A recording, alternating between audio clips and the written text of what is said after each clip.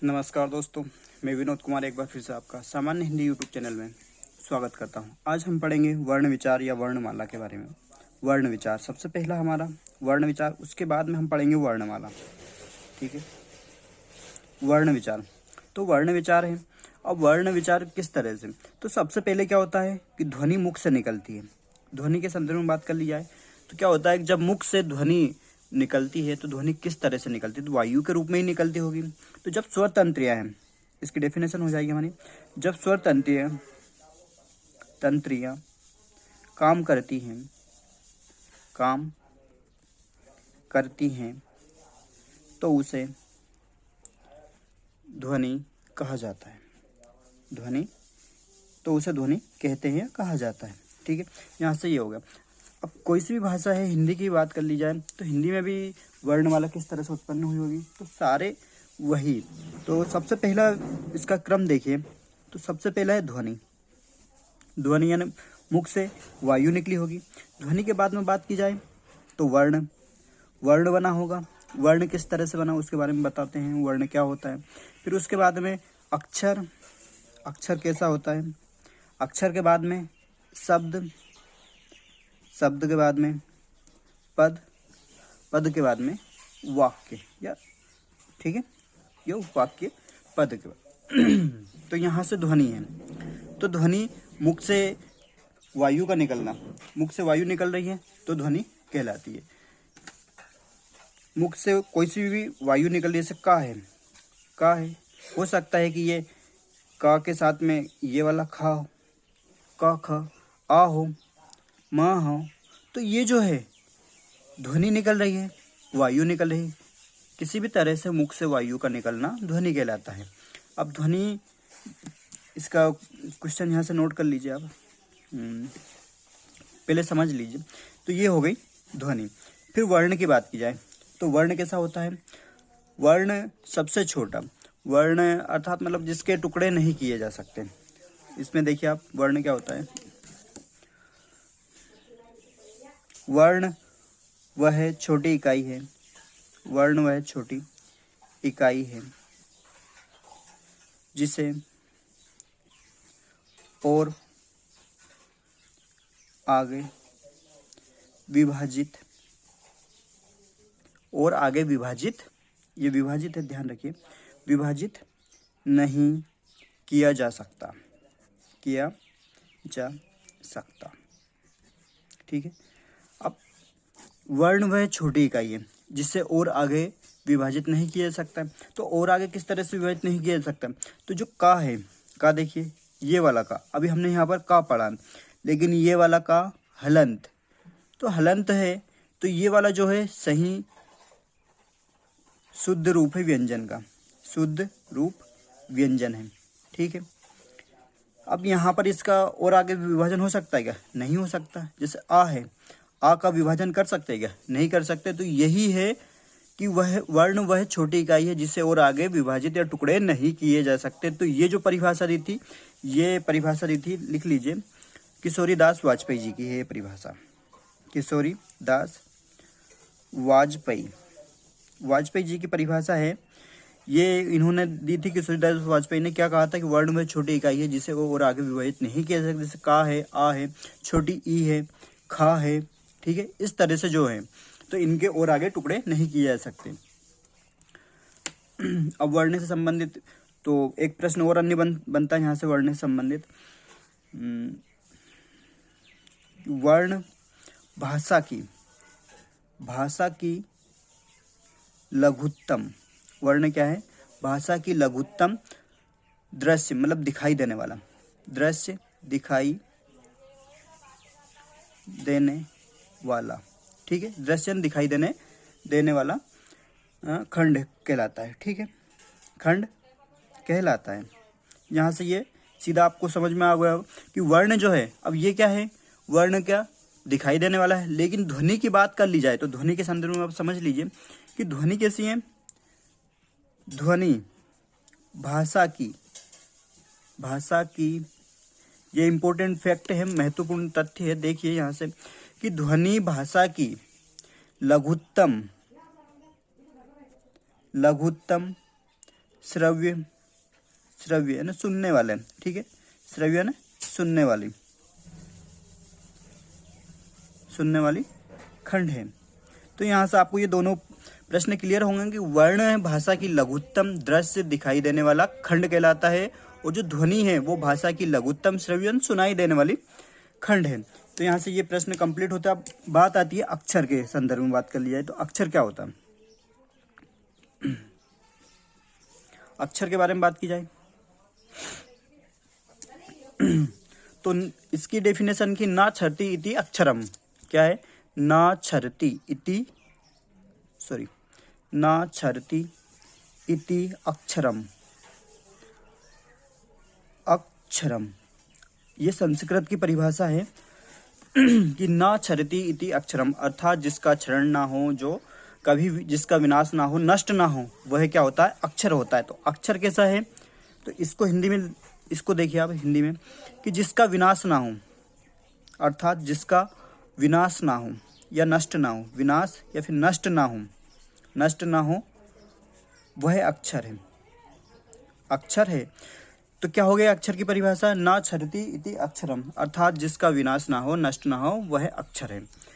अब यहाँ से अक्षर नित्य होता है। अक्षर कैसा होता है, सदा रहने वाला होता है, मतलब सदा रहने वाला, तभी तो वह विनाश नहीं है उसका, सदा रहने वाला, नित्य रहने वाला या फिर शाश्वत। तो अक्षर कैसा होता है, शाश्वत, मतलब सदैव रहने वाला होता है अक्षर, ठीक है। यहाँ से इतने प्रश्न हमारे होते हैं। अब अक्षर जो है, अक्षर के बारे में बात कर ली जाए एक और यहाँ से, तो स्वर एवं अक्षर कैसा होता है, एक तो स्वर है, स्वर एवं स्वर सहित व्यंजन, स्वर सहित, सहित की बात हो रही है, रहित की नहीं, ध्यान रखिए, स्वर सहित व्यंजन के बारे में बात कर रहा हूं मैं, कि स्वर सहित व्यंजन अक्षर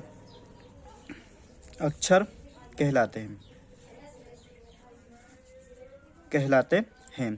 तो यहाँ से आपको समझ में आ गया होगा, स्वर के बारे में बात हो रही, तो स्वर जैसा हमारा कि स्वर है आ, ठीक है, बड़ा आ, ई, बड़ी ई, तो ये हो गया। तो स्वर के बारे में बात होगी, स्वर एवं स्वर सहित व्यंजन, स्वर सहित व्यंजन। अब व्यंजन की बात कर लिया तो ये तो है स्वर। अब स्वर के बाद में व्यंजन की बात की जाए तो व्यंजन हो गया हमारा, जैसे का है, का स्वर के साथ में, का किस तरह से है, का प्लस आ, ठीक है, तो का हलंत वाला है। अब खा है, खा, तो खा किस तरह से, खा प्लस आ, तो स्वर एवं स्वर सहित व्यंजन अक्षर कहलाते हैं। तो यहाँ से इतना आप सभी को समझ में आ गया होगा। देखिए फिर से कि ध्वनि क्या होती है, ध्वनि वायु होती है, मतलब मुख से वायु का निकलना। फिर वर्ण है, वर्ण वह छोटी इकाई है जिसे और आगे तक विभाजित नहीं किया जा सकता, ठीक है। तो वर्ण, अब ये परिभाषा किसने दी थी, तो ये परिभाषा है किशोरीदास वाजपेयी जी की। अब वर्ण भाषा की लघुत्तम दृश्य, मतलब वर्ण जो है, जैसे मैंने वर्ण लिखा है, ये वाला वर्ण है हमारा, तो वर्ण लिखा है मैंने, ई लिखा है, का लिखा है, ई लिखा है, ठीक है, आ लिखा है, तो खा लिखा है, इनके बारे में ये वर्ण हो गए मैं। तो वर्ण भाषा की लघुत्तम यानी दिखाई देने वाली दृश्य खंड कहलाता है। और ध्वनि सुनाई देने वाली, ठीक है, ध्वनि कैसी होती है, सुनाई देने वाली होती है। अब अक्षर के बारे में देखिए, यहाँ पर अक्षर कैसा होता है, ना छरति इति अक्षरम, मतलब जिसका विनाश या फिर नष्ट, जो अक्षर मतलब जिसका कभी विनाश ना हो, नष्ट ना हो, वह अक्षर कहलाता है। सदा, इसका क्या होता है, सदा रहने वाला, शाश्वत या फिर नित्य रहने वाला अक्षर कहलाता है। स्वर एवं स्वर सहित व्यंजन अक्षर कहलाते हैं। कैसे, स्वर है, स्वर सहित व्यंजन है, वह क्या कहलाते हैं, अक्षर कहलाते हैं। जैसे स्वर ये आ ई, व्यंजन है का के साथ में आ जुड़ा हुआ है, तो का हलंत रूप में है प्लस आ, तो ये हो गया हमारा व्यंजन, ठीक है। तो स्वर एवं स्वर सहित व्यंजन अक्षर कहलाते हैं। तो यहाँ तक आप सभी को समझ में आ गया होगा। इसके बाद हम देखते हैं शब्द। शब्द यहाँ देखेंगे हम, तो शब्द क्या है, वर्णों या अक्षरों के बारे में बात कर रहे हैं कि शब्द कैसा है, वर्णों या अक्षरों, अक्षरों का क्रमबद्ध एवं व्यवस्थित समूह शब्द कहलाता है। कहलाता है। तो शब्द के बारे में क्या है, जब वर्ण हो, जैसे वर्ण है का, एक पूरा का वर्ण है, का के साथ में आ जुड़ा हुआ है, ठीक है, तो ये पूरा का अक्षर हो गया, का अक्षर हो गया। अब इसके साथ में माँ जोड़ दिया है और ला जोड़ दिया है, तो ये क्या हो गया, एक शब्द बन गया, कमल शब्द बन गया। तो शब्द भी दो प्रकार के होते हैं, एक होता है सार्थक शब्द, एक निरर्थक शब्द होता है। तो शब्द के दो भेद किए गए हैं, शब्द के दो भेद हैं, ठीक है। तो शब्द के कौन कौन से दो भेद हैं, देखिए, एक है सार्थक शब्द, सार्थक शब्द, और एक है निरर्थक शब्द। सार्थक शब्द वे शब्द होते हैं जिनका कोई निश्चित अर्थ होता है। क्या होता है, सार्थक शब्द वे शब्द होते हैं, देखिए, सार्थक शब्द वे शब्द होते हैं, वे शब्द होते हैं जिनका कोई निश्चित अर्थ होता है, अर्थ होता है, ठीक है। सार्थक शब्द वे शब्द होते हैं जिनका कोई निश्चित अर्थ होता है। जैसे उदाहरण के लिए देख लिया जाए, उदाहरण किस प्रकार, जैसे राधा, राधा किसी स्त्री का नाम है, यहाँ पर स्त्री का नाम है, या किसी लड़की का नाम, ठीक है, राधा। राधा के संदर्भ में बात हो रही, तो राधा हमने एक स्त्री का, लेकिन यही यदि यहाँ पर निरर्थक की बात की जाए, निरर्थक शब्द निरर्थक शब्द वे शब्द होते हैं, वे शब्द होते हैं जिनका कोई निश्चित अर्थ नहीं होता है, ठीक है। तो आपने देखा कि राधा है। अब दूसरा शब्द हमने यहाँ लिया है कमल। अब कमल है, तो आप कमल के बारे में यदि आप कोई किसी से कहा जाए, तो आप सीधे, या तो हो सकता है आपके फूल के संदर्भ में लो कि एक फूल है, कमल का फूल है, या फिर किसी पुरुष का नाम है कमल, तो आपने ये यहाँ से प्राप्त किया कि कमल क्या फूल भी हो सकता है और एक पुरुष भी हो सकता है। लेकिन यहाँ पर हम निरर्थक शब्द में बात करें, तो उदाहरण के तौर पर देखिए, तो कमल है, कमल को यदि मैं माँ को पहले लिख देता हूँ यहाँ पर मकल, तो आपसे मैं कहता हूँ कि मकल, मकल का अर्थ क्या होता है, तो ये तो निरर्थक हुआ ना, कोई इसका अर्थ नहीं हो रहा। यदि कमल को ही मैं लकम कर देता हूँ, कैसा, लकम, तो इसका कोई अर्थ है क्या, नहीं है। यदि इसे ही मैं लकम की जगह पे यदि ये है लमक, ठीक है, तो यहाँ पर कोई अर्थ दे रहे हैं, तो ये होते हैं निरर्थक शब्द। तो इनके बारे में कुछ पता चल रहा है क्या, निरर्थक शब्द हो गए। तो इस तरह से होते हैं शब्द, दो भागों में विभाजित किया गया है, एक सार्थक शब्द होता है, एक निरर्थक शब्द होता है। तो यहाँ से हमें पता चल गया, ठीक है। अब बात कर ली जाए पद की। पद क्या होता है, पद होता है जैसे जब तक कोई सा भी शब्द है, जैसे है राधा, कृष्ण, ठीक है, ये दो शब्द हैं। अब इन शब्दों को जब तक विभक्तियों के साथ प्रयोग नहीं किया जाएगा तब तक ये पद नहीं बनेंगे। किस तरह से, कि राधा ने, उदाहरण देखिए यहाँ पर, उदाहरण कि राधा ने कृष्ण को भोजन खिलाया, भोजन खिलाया। तो यहाँ पर ये कैसे, कि राधा है, राधा ने विभक्ति, राधा ने कृष्ण को, यहाँ पर भी हो सकता था हमारा पद इतना, ठीक है, इसे हटा दिया जाए तो भी। तो राधा ने क्या होता है पद, जब तक शब्दों को विभक्ति के साथ प्रयुक्त नहीं किया जाए वो पद नहीं कहलाता। लेकिन जैसे ही वो किसके साथ, विभक्तियों के साथ प्रयोग होता है या फिर प्रत्ययों के साथ प्रयोग होने लगे तो वह पद बन जाता है। क्या, या तो विभक्ति या फिर प्रत्ययों के साथ प्रयोग हो तो वो पद बन जाता है। तो राधा ने कृष्ण को भोजन खिलाया, तो यहाँ से हमें ये पद हो गए। अब इस पद को ही यदि हम वाक्य, तो वाक्य भी हो सकता है, ये हमारा ये वाक्य हो सकता है। वाक्य किस तरह से, तो राधा ने कृष्ण को गांव से शहर भेज। ठीक है, तो इस तरह से ये वाक्य हो गया। तो आप सभी को समझ में आ गया होगा हमारा वर्ण विचार का टॉपिक। तो यहाँ से वर्ण विचार के बारे में इतनी बातें पता चलती है। अब आपसे कुछ प्रश्न हैं जिनके बारे में बताना चाहूँगा। कुछ महत्वपूर्ण प्रश्न हैं, उनके संदर्भ में हम बात करेंगे। एक शब्द के बारे में एक प्रश्न है, नोट कर लीजिए यहाँ पर कि शब्द क्या होता है। जैसे सार्थकता, आपसे पूछा जाए कि सार्थकता के स्तर पर, सार्थकता के स्तर पर भाषा की लघुत्तम श्रव्य एवं लिखित इकाई कहलाती है। शब्द क्या है?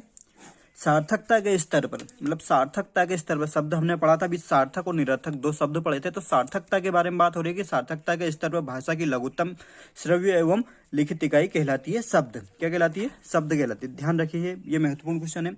और उसके बारे में अभी हमने कुछ महत्वपूर्ण प्रश्न पढ़े थे, उनमें देख लीजिए आप कि वर्ण है, वर्ण भाषा की लघुत्तम दृश्य, मतलब देखने वाली सबसे छोटी इकाई या खंड है। ठीक है, दिखाई देने वाला सबसे छोटी इकाई या खंड है। और जो ध्वनि है भाषा की लघुत्तम श्रव्य, मतलब सुनाई देने वाला सबसे छोटा खंड है।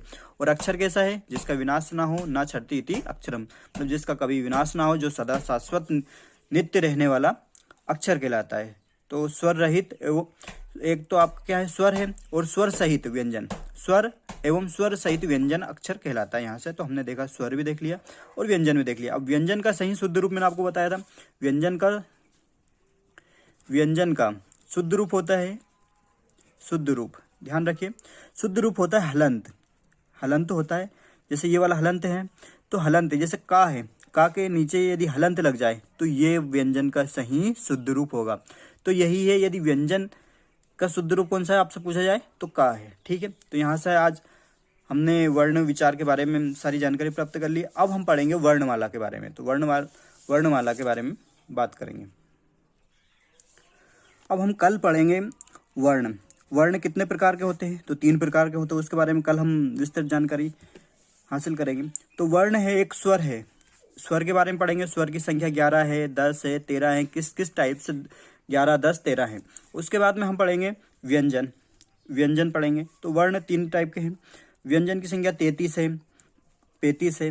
ठीक है, इसके बारे में हम जानकारी प्राप्त करेंगे। फिर है आपका स्वर हो गया और व्यंजन हो गया, और अयोगवाह इनका नाम किस तरह पड़ा, नाम किस प्रकार पड़ा, क्यों पड़ा, इसके बारे में, और कितने होते हैं, अनुस्वार की संख्या कितनी है, और विसर्ग की संख्या कितनी है, किस तरह से ये अयोगवाह कहलाए। तो इसके बारे में जानकारी प्राप्त करेंगे। फिर उसके बारे में बात करेंगे हम स्वरों के बारे में। स्वरों का वर्गीकरण पर पढ़ेंगे, स्वरों का वर्गीकरण।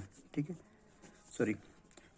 वर्गीकरण कि स्वरों को कितने भागों में विभाजित किया गया, मात्रा के आधार पर कितने होते हैं। देखिए, पहला क्या है हमारा कि मात्रा के आधार पर ह्रस्व होता है, स्वर दीर्घ होता है, प्लुत होता है, कितने प्रकार के होते हैं। पहला है हमारा मात्रा के आधार पर पढ़ेंगे।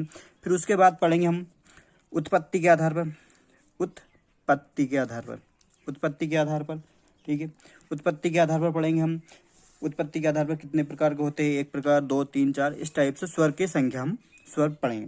फिर उसके बाद में ओष्ठ आकृति के आधार पर, ओष्ठ जैसे विवृत होता है, संवृत होता है, अर्धविवृत होता है, विवृत होता है, उसके बारे में जानकारी प्राप्त करेंगे। फिर चौथा है हमारा, तो चौथा पढ़ेंगे उच्चारण स्थान के आधार पर कि कंठ है, तालव्य है, मूर्धा है। तो स्वर कितने, 4 टाइप तो ये हो जाते हैं आपके। और एक है जिह्वा की स्थिति के आधार पर। ठीक है, जिह्वा की स्थिति के आधार पर ये 5वां टाइप हो गया। और छठा टाइप होता है हमारा मुख की मांसपेशियों के आधार पर। मुख की मांसपेशियों के आधार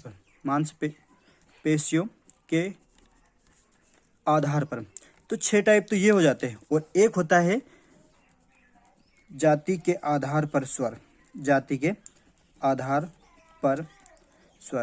तो यहाँ से आपको 7 टाइप तो ये हो जाते हैं। कम एक वीडियो उसके बारे में बात करेंगे कल। इनके जो 7 हमने स्वर का वर्गीकरण किया है कि मात्रा के आधार पर, उत्पत्ति के आधार पर, ओष्ठाकृति के आधार पर स्वर, उच्चारण स्थान के आधार पर स्वर, जीवा की स्थिति के आधार पर स्वर और मुख की मांसपेशियों के आधार पर स्वर, जाति के आधार पर स्वर। इन स्वरों के बारे में बात करेंगे कि ये किस तरह से विभाजित हुए और कौन कौन से इसमें मात्रा के आधार पर कितने होते हैं। ठीक है, तो दोस्तों आज का वीडियो हम यहीं समाप्त करते हैं। आपको वीडियो कैसा लगा, लाइक करें, शेयर करें और कमेंट्स करें और